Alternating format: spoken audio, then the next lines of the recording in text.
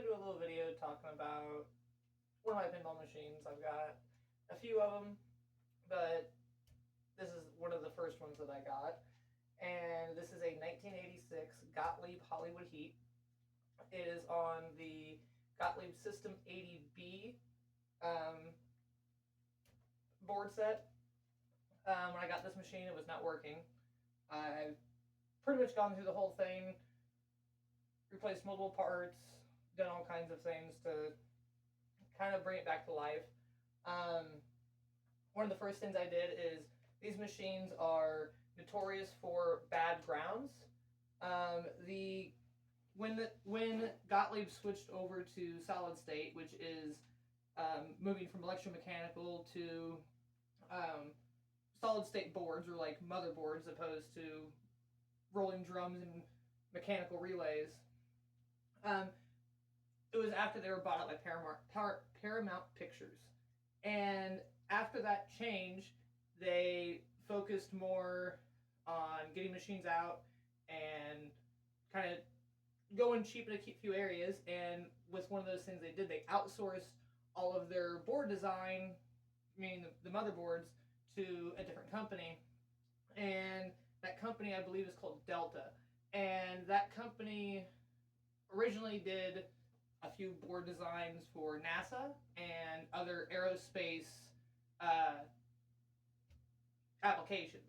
And you would think that that would mean that these are really good and like high tech, but it's really not. That they were used to designing one type of thing and then going into a different type of thing. They didn't really do it the best they could. And one of those main problems is they have really bad grounds from designing more in like an aerospace, like vacuum kind of idea. So they didn't need to worry about grounds quite as much apparently. So one of the first things to do on any of these Gottlieb machines is to go through and add grounds. So that was one of the first things I did, along with replacing multiple light bulbs, all new fuses, cleaning every connector in this machine. Most machines, Gottlieb or otherwise, usually have an MPU board, a driver board, a power supply, and then usually a soundboard. Soundboards vary in complexity, as where this machine over here has a very small soundboard, which is just tones, as where this is more of a MIDI soundboard, and as where and other machines would have full voice or voice clips. So with this machine, I had to go through and recheck all the connectors, clean them, check them for bad or broken pins, because very, very common thing in pinball machines is when you start dealing with things this old, these pin connectors are small, fragile little connectors, and over time they become brittle, corroded, oxidized, and will literally fall apart. And each one of these wires is going to a small contact, and has a small connector to it. And if that connector doesn't have a good, solid connection, lead to all kinds of issues. Along with that, a lot of these games, to keep high scores, would use batteries, either an off-board battery like AA's, or a small lithium pack that would be soldered onto the board. With that, all of those are bad now. Every machine that came with those is anywhere from 76, like anywhere from 50 to 30 years old, depending on what era of pinball you're talking about, and those have all gone bad. And if they go bad, they can also leak battery acid, which that battery acid can corrode boards.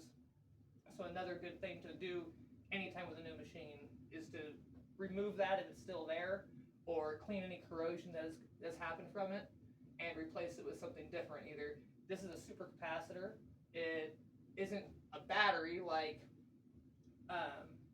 was normally used, which is a small lithium battery. This is actually a capacitor that will hold power and hold charge for up to 30 days. and has a shelf life of about 30 years, 25 to 30 years. And when it goes bad, it doesn't leak acid. It doesn't leak corrosion that can eat the board and lift traces and totally demolish what was originally here. So a lot of these machines are getting up there in age, and some of these parts are getting harder to come by. But this machine has all original boards. These are, as far as I know, all the boards that came in this machine when it was produced, which, like I said, this was in 1986 Hollywood heat, but all the boards are dated 87. This is most likely later in the supply run, and games will get licensed before they go into production. But this machine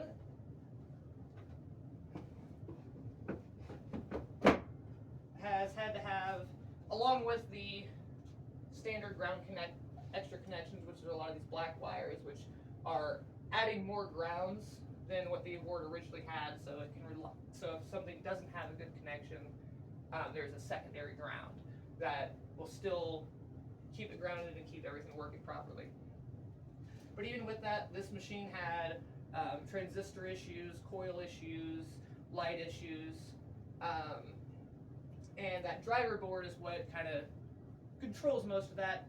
Will get signals from the MPU, which is basically the CPU board, that will tell the driver board what coils to turn on, what lights to turn on, what to sometimes with the display can even be linked into that.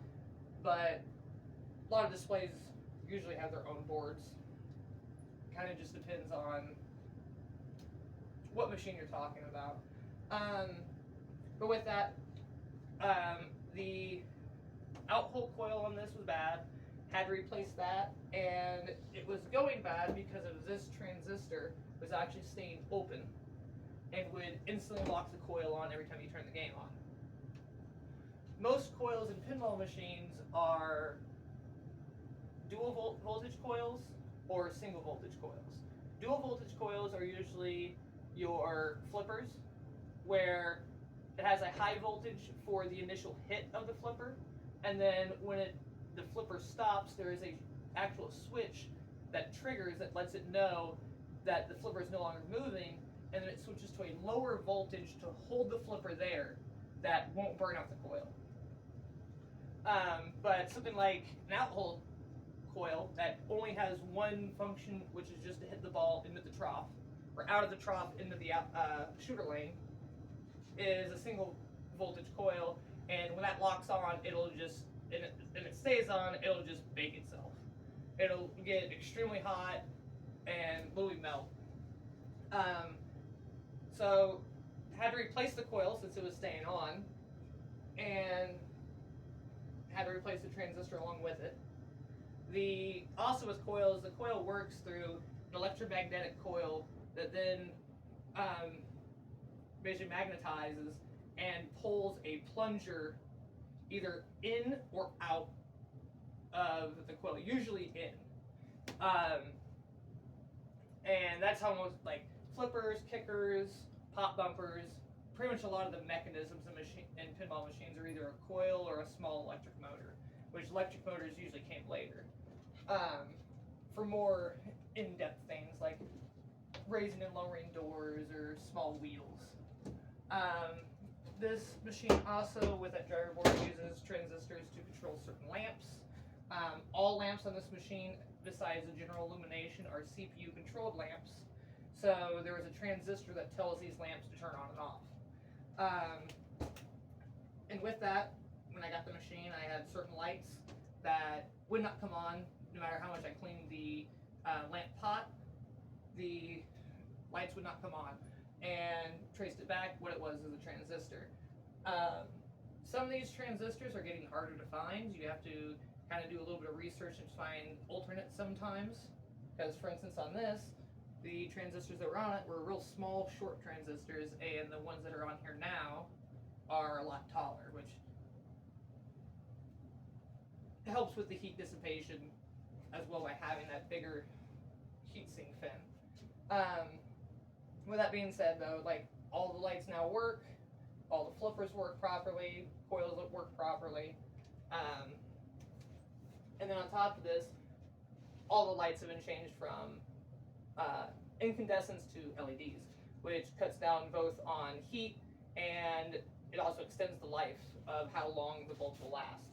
Also, you get a lot brighter, and if you do what I do, where I color match the bulbs, you get a lot more intense color where you have a orange see-through piece, and then you put an orange light behind it opposed to just a clear light. Although you will not see that the back glass is on this machine, this uses a fluorescent tube. That starter for that tube has gone bad, and I need to get a new one. And nowhere that I've looked has had one, so I'm going to order it, just haven't got around to it. But something weird about this machine, that if that goes bad, and you leave it in, the machine won't start. It will draw too much power for whatever reason. I don't know why they're in the same circuit, but it will draw too much power and cause the machine to constantly reset because it's not getting the proper direct voltage, which most pinball machines are very picky with voltage. The MPU, CPU board usually needs a solid 5-volt rail and a solid 12-volt rail. Some use a negative 12-volt rail like this one. Kind of just depends on the machine and what direction they took with the design. But they are usually really picky where that voltage needs to be within, like this. Like, I know I'm not sure off the top of my head on this one, but I know the 5 on this one is between 5.05 and like 5.1 is kind of generally where they're at. That's how this one is too. I've been having issues with a 12-volt rail on it, but this one works, and that's what we're talking about it. But really great machine. Does not have voice, it is just synthesized sounds. A little more simple design for the era. Williams by this time was doing a lot more with their board designs, a lot more ramps. This one really only has the one center ramp, and a lot of the playfield space is actually taken up by a captive ball. But the game's really, really fun. The main focus of this is to get lots of multi-ball. That's pretty much where you get a lot of your points, is just continuously getting multi-ball, because you can pretty much almost get it on every ball if you played the game enough and are good enough at it. But also, this is, like I said, this is Hollywood Heat. It is a knockoff Miami Vice, as you can see with the Daytona Ferrari. It's called Hollywood Heat, but the back glass picture was actually taken in Miami, and it is in front of the Carlisle Hotel, which has 3 lights, but on the hood you can only see 2 reflections, as this light was out during the photo shoot, and they had to go back and touch up and add in the light afterwards. I think the back glass is horrible. It's great for the era. It does fit the machine, but so many back glasses were doing so much cooler things by this point, and especially of the 80s era being a lot of really detailed, like kind of sci-fi comic book-esque designs. The Gottlieb of this time just falls flat with all these photorealistic pictures. But the gameplay here, I feel, is fun. It's as simple as it is just a fun game because of that simplicity. But we'll get a little bit of gameplay here.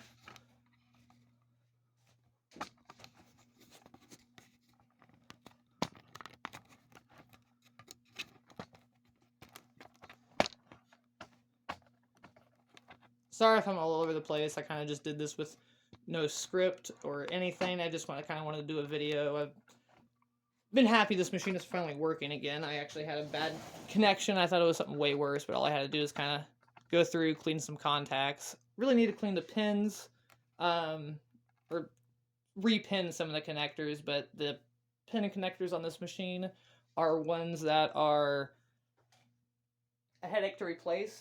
And if I'm going to replace them, I want to change them to a new connector style. And it's just a lot of work when the machine already works. Something I might eventually do. But a little hard to see with the lighting. It's got a lot going on. But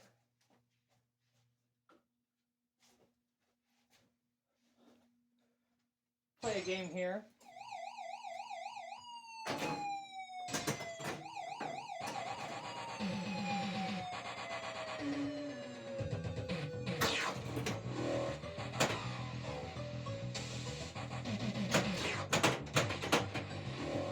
So this game does feature 4 flippers. You have 2 here, and you have 2 in the upper playfield. The upper playfield is mostly where you get a lot of your game progression, in a sense, because not only do you have the 2 locks here, you also have the 3 rollovers, and you have the drop targets. Where, especially when you get into multi-ball, which is when you lock a ball here and here, you will then shoot it up this ramp, and it'll put all 3 balls into play. Where they'll all be focused up here, and when that happens, these 2 drop targets will sync, and they will build the bonus regardless of which set is knocked down. As for normal play, you need to knock down both sets before they can progress. So with that being said, usually when you get into multi-ball, you really want to focus on these drop targets in the small area while you can. You can really build a lot of points, especially where multi-ball, you get a multiplier for whatever your bonus multiplier you've built. So if you hit something that's 100 points and you have a 5 times multiplier, that is now 500 points.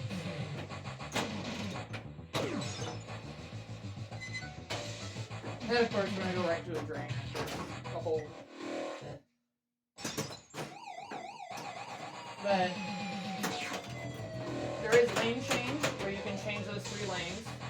Because completing all 3 rollovers will advance the multiplier, as well as completing the bump targets 1 through 7. There is also where you will gain letters in Pinball, which is 7 letters, 10 and then ball, and which will also happen from, we'll get a letter from hitting the ramp, and the 3 rollovers as well. When Pinball is completed, you light special, which gives you, I think, about 500,000 points, and will give you an extra ball. One of the unfortunate things of this machine is it can only hold 1 extra ball. Most machines, especially by this point in time, you could have build up 2, sometimes 3 extra balls, and will be able to redeem all of it. As with this, they do not stack. You get an extra ball, and if you score a second one, you only get the points. You do not gain an extra ball.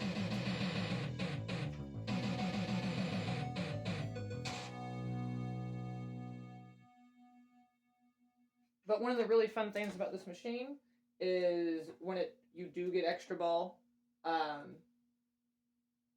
multi-ball, sorry. When you get multi-ball, you get that times multiplier. Every time you get multi-ball, it adds to a bonus at the end. Well, when you sink that 3rd ball and your game is over, it'll count your entire multi-bonus from all multi-balls across a single game.